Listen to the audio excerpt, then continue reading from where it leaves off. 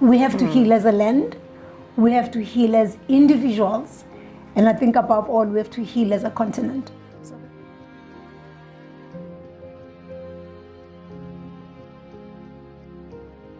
Spending a whole lot of time trying to hide the fact that they're in pain, and then by covering their wound, they are hurting and breaking everything else around.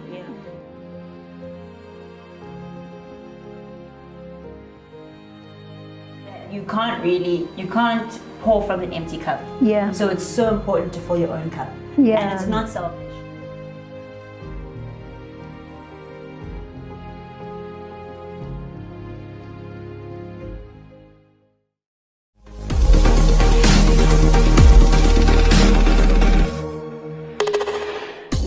I'd like to greet everyone that has been following the Fit Show. We were gone for a little while after season 1 was done, and we are back full force, much more powerful than before, because we're in a new era, and that is why we're back. So we're looking forward to you joining us and making comments and enriching our lives, just as we hope that we will be enriching your lives through this show. Before I get carried away about what season 2 is going to be covering, I am not alone on studio. I've got beautiful ladies that will introduce themselves. Hey everyone, my name is Tsulu. She's my mom. Of course. Yeah, I'm Tsulu. I am 27 years old. I am a singer-songwriter, musician. And singing. Oh, mom. Ignore that part. But yeah, I'm here to join my mother and our lovely ladies over here, and I'm pretty excited. Thanks for letting me do cool stuff with you. Hi everyone, I'm Andile. I'm a certain number of years in age. It will not be disclosed. I will not be disclosing my age. Mama's armor bearer. Indeed, I am. Yeah, and thanks for having me in your show. Looking forward to it. Yep. Hello everyone, my name is Nobuhle Masebo. I'm 23 years old. I'm a makeup artist, hairstylist, and nail tech. Yeah. I am her We don't get that. Granddaughter. Auntie C. Granddaughter. she had to. Go see. So yeah, thank you for having me on your show, Grandma T. Some people never look their ages, so that's very fine. Whether I'm Auntie C, or I'm Mama, or I'm Gran, it's cool, whatever. But it's us here. I do believe that we're going to have a great time.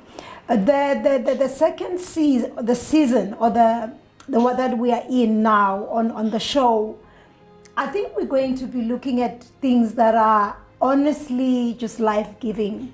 I think we've had enough of bad stories. I think it's been sad news from left corner, and when you are thinking you're just picking yourself up, then you hear another sad news from corner D, and you're thinking, when does it stop?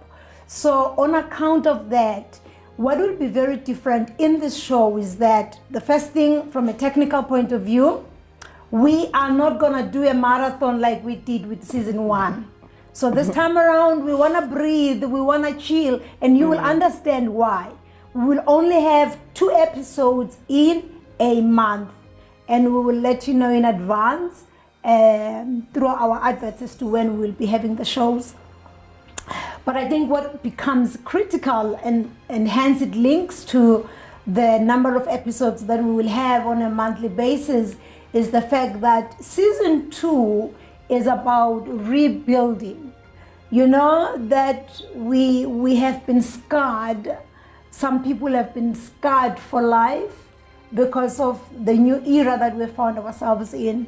So really on this season, we will be looking at a number of areas that are rebuilding, but you cannot rebuild unless there are ruins that you know that there was once a home here and it fell apart, and therefore I'm going to be rebuilding that. And this time around, the rebuilding that we will be focusing on would be more on the human being. More on the human being. We will be looking at emotional building, and in particular, this episode 1 will focus on that. And I'm glad that, I have people that have been and are going through the new era, so that they have had their own personal experiences, which I think they will share.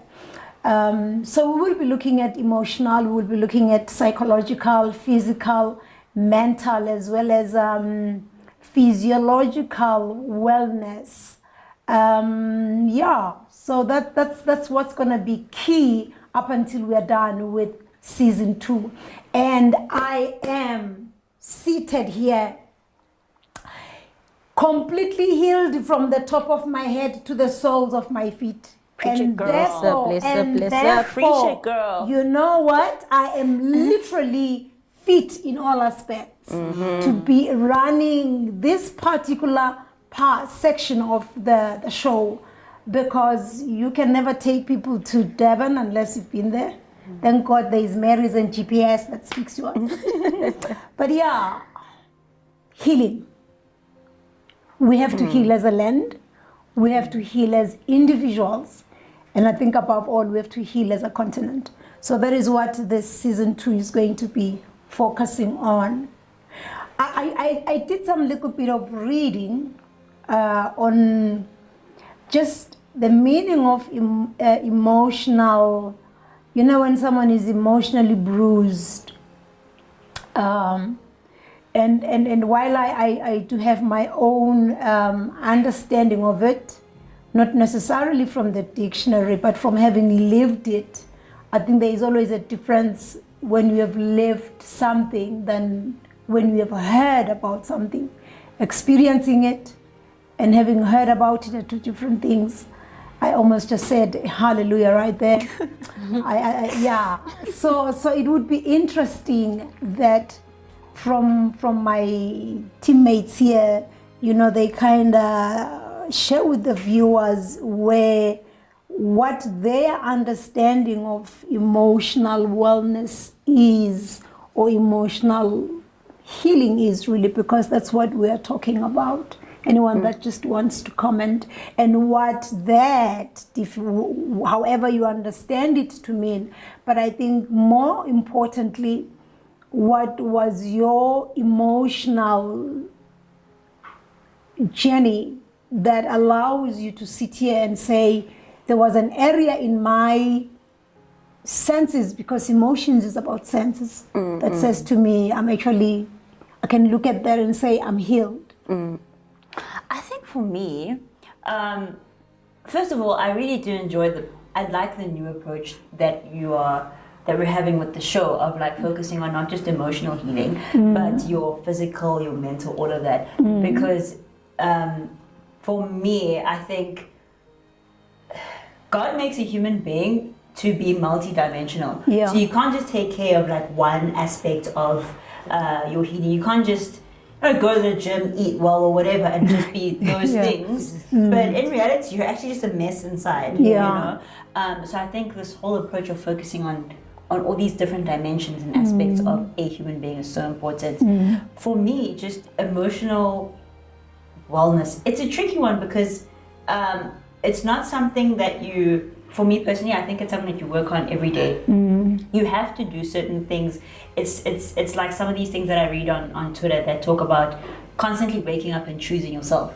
Just before you choose anyone and anything else, just choose yourself first.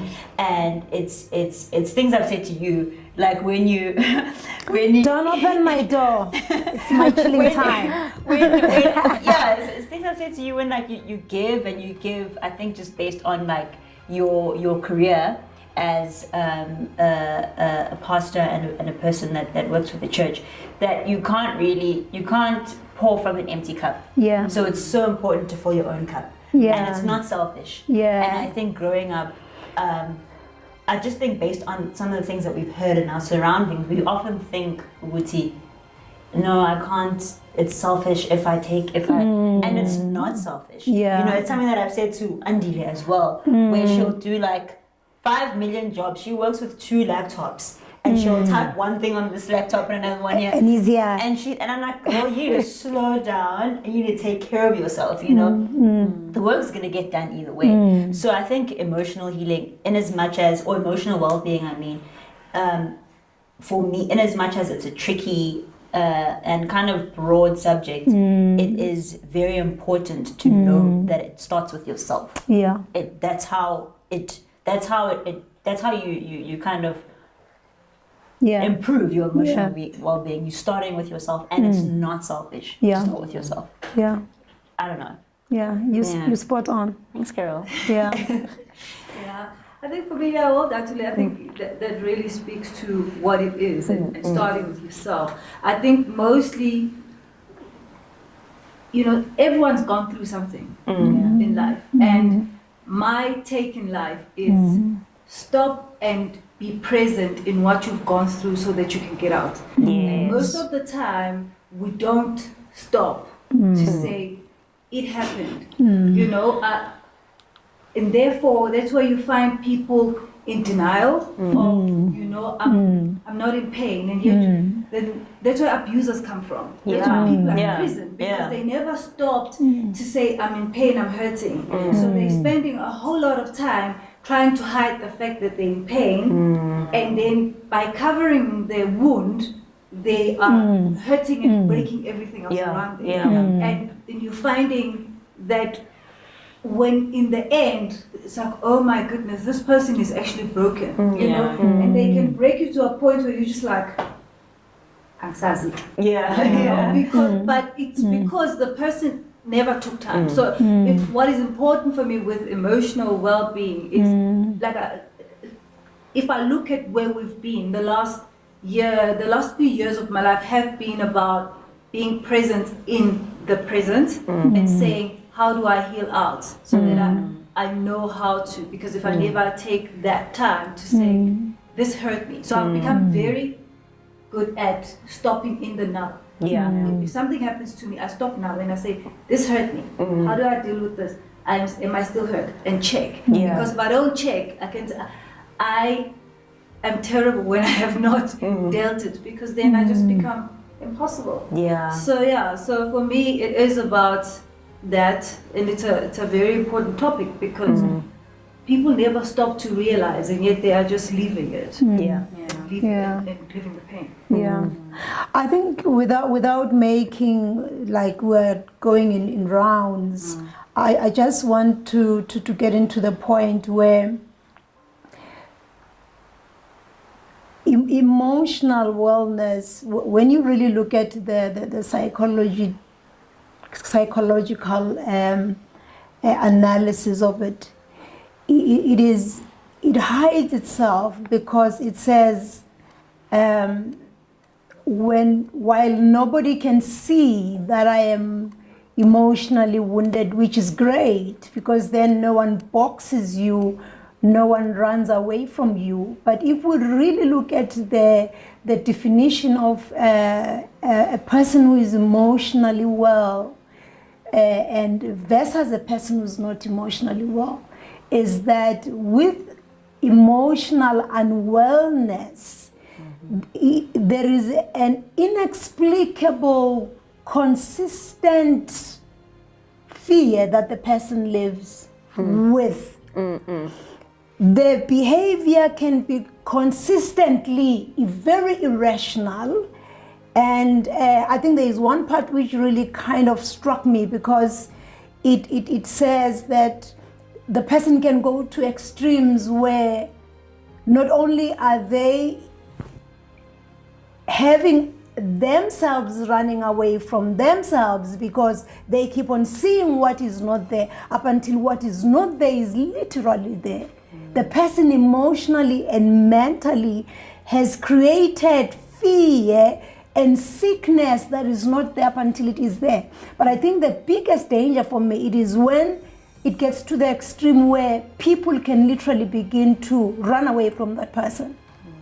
So there is so much pain, and hence the importance of the stopping, because in the absence of the stopping, you will never get to a point where we are saying, am I analyzing things correctly? You must remember that emotions is feelings. So you are driven by what you feel most of the time. You know, we are making decisions about what you feel all the time. And sometimes the feeling, my emotions, they can't do this to me. You don't treat me like this. I come first kind of thing. If it is not balanced, though good it may be, but it may escalate to a point where it is unhealthy. And I think for me, that is where I want us to focus on, as to how do we see, because if we don't focus on that, as I said earlier, I just said when I opened that I look all together, but I think it can also be people around me that can also get to a point where they confirm that what she actually says or what he says is actually correct. I just want us to take a break just on this particular point. We will come back to it. How do you see? What are the signs that you are emotionally not okay and therefore you need help? When we come back.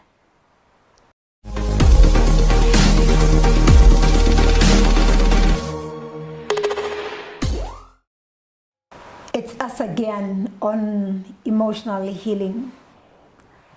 There is a part that I excluded earlier on the definition of a person who's emotionally not well. And sometimes we find people doing very gory stuff out there, either burning people alive, killing or raping them. And we ask ourselves, what is going on in here? But one other aspect of the definition of a person who's emotionally not well is extreme hostility. A hostile person.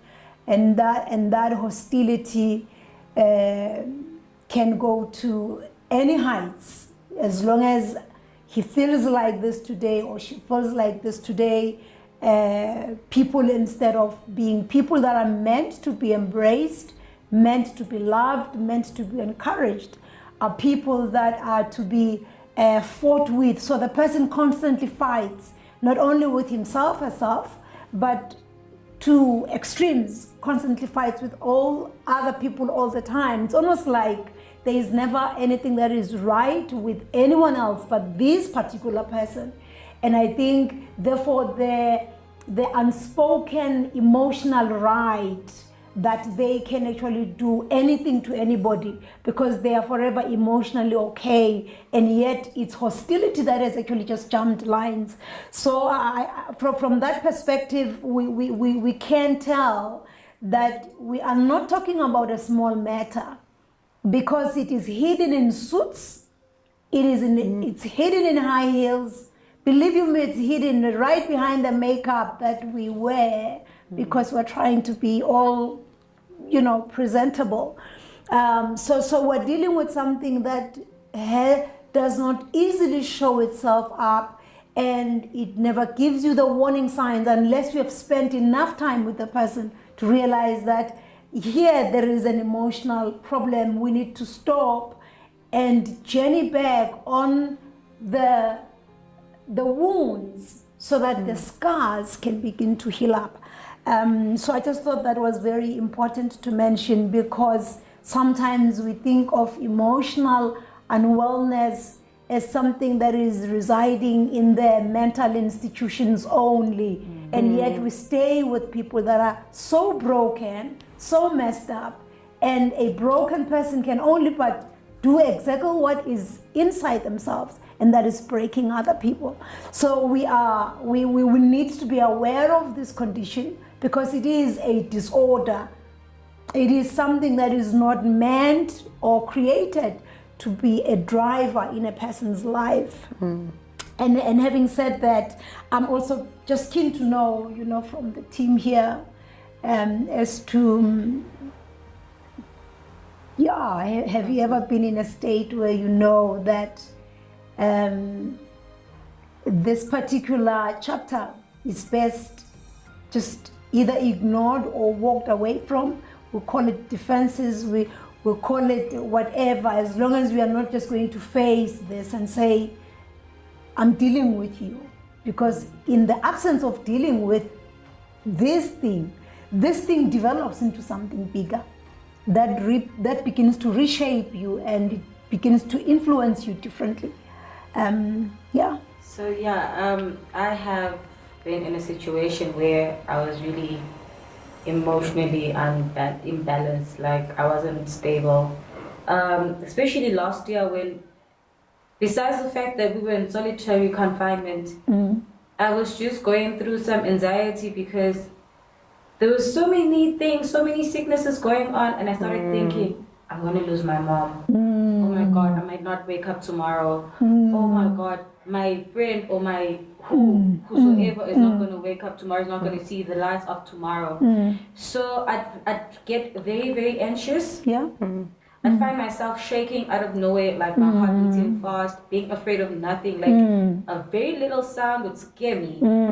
Like it was so bad, such that when night would fall, so would my tears. Like I'd find myself, and because I felt like I can't go to my great grandmother because she's old, it's probably gonna wound her even more. I just feel like, you know what, just leave. I'd be the bubbliest person in the house. Cover up. Wake up, music, I'm dancing, singing, I'm all that, doing my makeup, posting, smiles, all smiles. But then when everyone else is in their room and I'm also in my room, I'd just be there like, because I remember one day I texted my friend who's actually in the States. I was like, I'm not okay. I just feel like crying. And that's after texting that, immediately after texting that, my tears started falling. And then she was like, what is wrong? I'm like, I feel so afraid. I feel like, I feel like this. So that was it, until I decided, you know what? I'm going to find someone that I will talk to. Then I post and I stopped being, hi guys. And I was like, you know what? Let me just have everything, take everything in. If I feel sad, let me feel sad. If I'm happy, let me be genuinely happy instead of covering that, covering the sadness, the depression, the everything.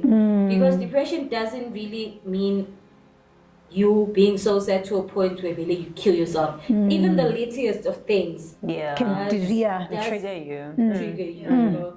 So but now I feel like I'm a better person because now I can relate to so many people. Like especially last year when people would actually come to my space, I'd get so, why are you here? Why do you exist? I'd get hostile. I'd get hostile. Not only in person, but also through text. You'd want some, hi Nobuhle, and I'd be just there like, can we just what do you want? want? Conversation. Like, hi, hello is an everyday thing. You're boring me right now. And then when that person doesn't text me the following day, I'd also be like, well, this person doesn't like me. So it's one-sided. So I was very, very, very selfish in a bad, because there's selfish in a good way where you actually take care of yourself. And then the selfish in a bad way, like, yo, why isn't this about me? Why aren't you smiling because of me? Why aren't you doing this because of me? So but I don't think I've healed fully yet, but because it's a process, I'm still in the process of healing. But I can surely say that I'm a bit fetish. Fetish. That's very interesting.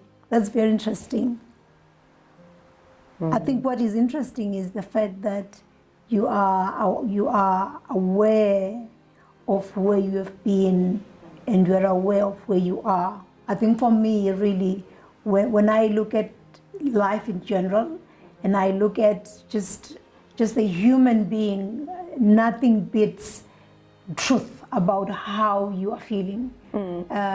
Because it really, I don't see how, and I bless God. It's a blessing that I have never lived a life where I had to be a people's pleaser.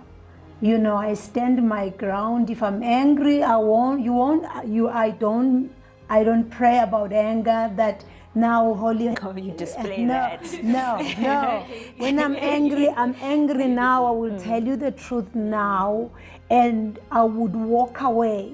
But in the walking away, I'm also dealing with myself now to say that emotions, because remember we're talking about emotions. Emotions is feelings. When we're talking about emotional healing, you won't find rocks having hair hurt you, or you having to say, I'm gonna get boxing gloves, you know, and deal with these rocks, because they really may it. Emotions are always related to other human beings, and I think that is where you begin to know when you are above them, when they are no longer controlling you, and then you know that, oh, okay, I'm becoming okay. So the truth of the matter is we actually do need people around us, all sorts of people, including a crazy mother. Including that. Yeah. Including that. True. I think, again, one of the things that Una Butle had said, which was very interesting to me, about how she spoke about the process. And I completely agree. I think with me, with the whole solitary confinement that was happening last year, where for 9 months out of the entire year I was in Durban, so I didn't have the option of coming to Joburg and seeing my mom. And I think around August, I went through from about June, all I did was cry every day, and I couldn't even tell you why to a certain extent, until I think about August. I was like, everything's gonna be okay if I go to my mom. Like if I go see my mom, whatever's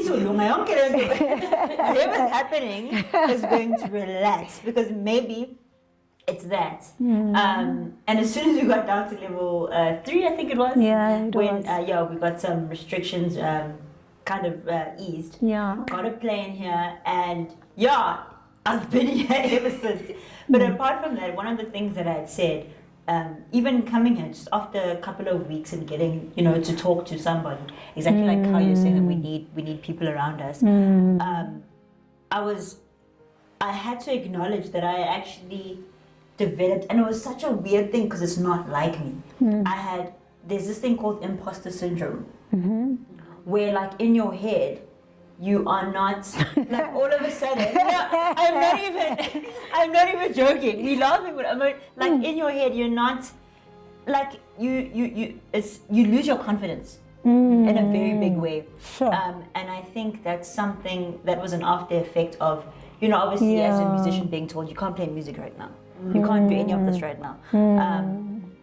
You lose your confidence so much so that, like in your head, like you'd tell yourself, or something would tell you that I'm not worth the, like, you'd see something expensive, for example, a silly example, and you'd be like, no, not for me. I don't qualify. I don't qualify for this. And I had to stop myself and be like, yo, whose kid are you? Of course you qualify. What do you mean, But I remember one of the times I was dealing with this like little imposter syndrome thing, and because I was ashamed of it, which is the first problem with this whole emotional wellness, is that there's a bit of shame attached to it, and you should never be ashamed to be like, I'm actually not grand, I didn't speak to anyone until I eventually told you. And I remember one of the days I went to Santon, I was going alone, and I was doing a bit of shopping. Now everyone knows there's an area of Santon that you just don't go to. You don't get. It's like a section for like a particular LSM. Like everyone knows, it's called Diamond Walk, where there's your Gucci's, your Patek Philippe, all these like expensive brands. I went past there 3 times. And I wanted to go into this watch shop called Patek Philippe. I really wanted to go there, but I walked past because I was just like, not me. Not me. Until I was like, Sulu, you're not leaving this mall until you deal with whatever's telling you that you're not worth like expensive things. And I walked into the shop. They scan you for, they check your security. They scan me. I walk in. Did the salesman not offer me tea, coffee? And I'm sitting there like, I'll just have water. I know I have nothing. I know there must be like $100 to my name. Yeah. But I'm looking at watches that cost over R1 million. And Yeah. I'm sitting there like, I'm going, and everything in me is like, get out of the shop, get out of the shop. I want to like, and another side of me is like, challenge. Fight, yeah. Until you feel comfortable and Yeah. learn to tell yourself that you are Sure. allowed to be in certain spaces. Yeah. No one's going to put you there until you put yourself there Yeah. first. Yeah. That's when I was like, I'm actually going to be super comfortable. I looked at watches that are the price of probably this house. And I was like, I'm good. I'm not even act shocked when he tells me the price. One of them was 1.6 million rand. I was like, not bad. I mean, looked around too. Okay. And he's selling it to me. He's like, it's an investment. Yeah. A watch like this is a watch that, you know, goes on for generations. You keep it for your children, for your children's. And I'm like, yeah, that's the kind of thinking, you know, I'm having. I'm an investor. That's what I am. But yeah, it took me a while. It is a process. It took me a while. But when I look at exactly like how Nabuki was saying, when I look at how I was then and like lack of confidence and this like feeble, fickle person, I look at myself now. Almost completely different people. Yeah. And I'm glad that it keeps getting better, you know, Yeah. but it had to start from a place of admitting and being present and saying, Yeah. I'm actually not that. Okay. I can see you burning. Yeah, because I think for me, the point that she's touching, it has to do with that element, but it also has to do with people. Yeah. Right. So, because some people withdraw. Yes. I'm a Yeah. big withdrawer. But partly because I'm very comfortable in my own space. Very comfortable as a person. Like I can be alone for a whole month and then be like, oh, where are people? After, you know? Not because anything's wrong, but even when something's wrong, then I decide maybe I'm not meant to be with people. You know, and that is like a withdrawal that says, and it can be a lie because everyone must be with people. But there comes a time where I'm just like, you know, Vele, I'm so comfortable in my own space. I don't need people. Vele, maybe I'm not meant to be around people because, you know, they don't understand me or I don't understand them. We don't have to understand each other. We just have to all coexist. It's okay. But it's not necessarily a good thing. Yeah. And I think you know, there was a time where we went to a work thing, ziplining. So everyone's so scared of this thing, right? They put the things on me. There I go, and I was like, oh wow, you're so brave. And then at the end of this thing, I said, Lord, you and I know that I'm not brave, but I'm completely numb. Because I feel nothing. Because of everything that has happened to me in the last while, I feel absolutely numb. It's not because I'm brave. If someone said jump off this cliff, I would have just done it because I feel nothing. And that is the danger. And at that point, that is where the importance of stop and feel came for me. It was in 2017 where stop and feel where you are. Take it in, deal with it, heal from it. Because if at that point I could have jumped off the cliff. I mean, everyone thought it was such a brave thing, and you know, I'm behind my boss because he's done this. But I'm on top of this cliff, and when I got to the middle between the two mountains, I thought I could jump here. I feel nothing. You know, it doesn't matter that I'm around or not. You know, and at that point, I wept when I got home, and I said, help me to feel some kind of thing. Something, Some I feeling. remember saying, when I buy, because it was Nando's, I said, if I buy Nando's and I do not feel that it is hot, then I know I'm not out of this. Because, as I say, I could be a danger to myself because I've become so numb. I needed to just feel Anything, Yes, and that then saying, take a position out, deal it, heal, then come out, was important because then I'm suddenly important, then it's suddenly okay for me to be around. Although it had not been for a while, for a few months it hadn't been. So that is, it is important. Yeah. Thank you, ladies. So my question Oh, to you've you got is, it. Yeah. have you had like a scenario where you felt that something like it had triggered your emotional well-being in the past year? like maybe last year? Like, has there been any occurrence that might have triggered any emotional? Did you read my notes? Because that's exactly how I planned to actually exit this interview by literally saying that there's different levels of emotional unwellness. Yeah. There's the one which is the one you spoke about, where you know it and you hide it, but it is not gotten to the point where you are so numb that people would say, but how did she jump that cliff? Because we are talking death there. Yes, So life is just gone like that. But then there's also another different level of emotional unwellness.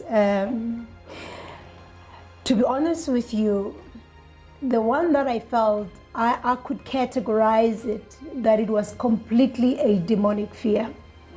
It literally lasted 9 months, and it was in 2015. So without laboring on what the cause was, I think it was so close home, so close to me, that when I began to see the red flag for what it was, firstly, I was in denial that this cannot be in my space. It cannot happen to me. And after denial, I got to the stage of accepting that this is it. But before I could transcend to the level where, I am now aware that I am truly dealing with this and it is literally happening, I would be afraid to walk from my house to cross a street. Hectic. Yeah, where you are scared. And generally, I'm a very brave person. I'm a bulldozer, But when that moment came, it literally lasted for the 9 months. And I would wake up wondering if I am going to see the evening. And when the evening comes, I would be wondering whether we'll be able to wake up alive. It is the most demonic fear, because an emotional fear, because it rules you, Cripples you. it Even. cripples you. So I could not go to malls. It was almost like I needed to be in the yard. And when I'm in the yard, it's like I am safe.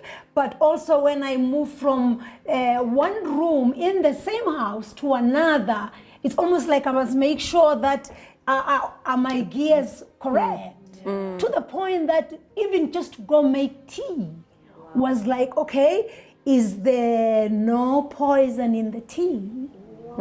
So yes, to answer you, I went through that and I could tell the difference. I think I was also maturing. There was a journey that God was taking me through, and I could tell that He allowed the process so that I can be able to stand from a position of seeing well.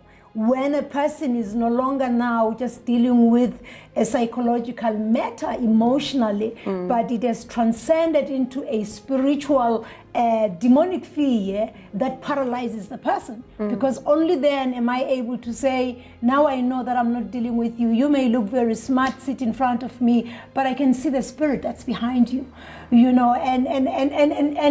And for one to get to that level, you must have something wonderful that has happened, and that that you fall back on, and that that this is your teacher, and that is why I'm saying that we need human beings, because what human beings do, they would trigger every aspect of your being to unaware that they are triggering, purely because God wants you to be complete. But in the absence, when you withdraw the person and you withdraw this person and you cut everybody else because you're thinking you don't need anybody, in fact, nobody needs you, it's just a story and it's a lie that you're telling yourself.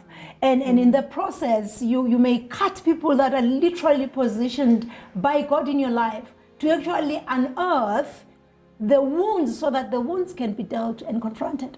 So I think for me, 9 months was a long time. Yeah. Believe you me, it was a long time. There are people that knew me, I could drive, I had driven, but I would ask them, can you just drive me? I just want to go to Craiglestone. And it would be like, huh? You don't have a driver's license, you've been driving, you know. So all I'm really saying is it happened, I have experienced it, but I could tell that it was part of my journey. I don't know what your journey is, but all I pray and I believe is that from every speaker on the platform right now, you've been able to either locate where you are and you've learned something and you are willing to take that step.